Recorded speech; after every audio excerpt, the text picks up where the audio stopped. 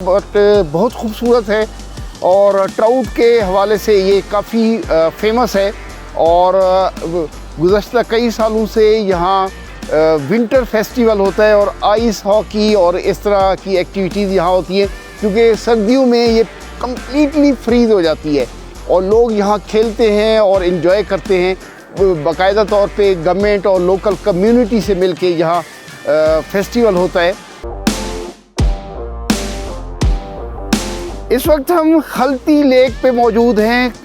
गिलगित बल्तिस्तान की तहसील गूपेस में ये लेक वाक़ है। छोटी सी लेक है बट बहुत खूबसूरत है और ट्राउट के हवाले से ये काफ़ी फेमस है। और गुज़श्ता कई सालों से यहाँ विंटर फेस्टिवल होता है और आइस हॉकी और इस तरह की एक्टिविटीज़ यहाँ होती हैं, क्योंकि सर्दियों में ये कम्प्लीटली फ्रीज़ हो जाती है और लोग यहाँ खेलते हैं और इन्जॉय करते हैं। बाकायदा तौर पे गवर्नमेंट और लोकल कम्युनिटी से मिल के यहाँ फेस्टिवल होता है। और हमारे साथ राजा साहब और इशफाक भाई हमारे साथ हैं। इशफाक भी बताएं, ये झील की कितनी डेप्थ कितनी है और ये कंप्लीट फ्रीज हो जाती है और ये कैसे बनी, कैसे, इसकी थोड़ी सी हिस्ट्री शेयर करें हमसे। सर, ये जो झील है ये वजूद में आई 26 जुलाई 1980 को। तो ये पहाड़ से सैलाब आया, तो उससे पहले यहाँ पे घर थे, प्रॉपर सिविलाइजेशन थी। तो सैलाब ने पानी का बहाव रोक दिया, तो जो दरियाए फंडेर आ रहा था वो इधर आहिस्ता आहिस्ता पानी बढ़ते गया एंड देन ये एक झील की शक्ल इसने इख्तियार कर लिया। और डेप्थ इसकी 150 फुट ये गहरी झील है।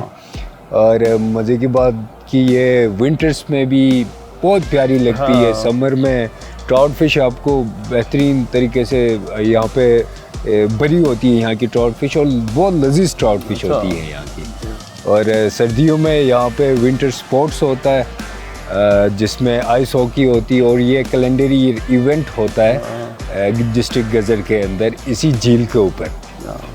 ये बड़ी अच्छी इन्होंने मालूमात दी और मुझे मालूम हुआ कि जब ये फ्लड आया, फ्लड से इसका जो फ्लो है, ड्रेन है इसका, वो ब्लॉक हुआ, जिसकी वजह से ये झील बनी।